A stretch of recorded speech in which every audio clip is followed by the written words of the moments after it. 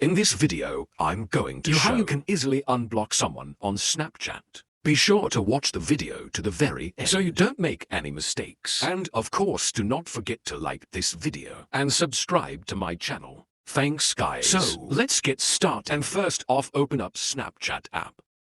And then top right here at the top left on your profile picture or at your Bitmoji after that. You will be taken to this page where you should tap that gear to open up settings. On settings, scroll all the way down until you add privacy controls. You will find blocked users. You can just tap on it, and what that will do, that will show you all users you have blocked on Snapchat. And from here, you will be able to quickly unblock any user from that list simply by hitting at that cross icon next to user's name, and then it asks you, are you sure you want to unblock that user? Just hit that yes to unblock them.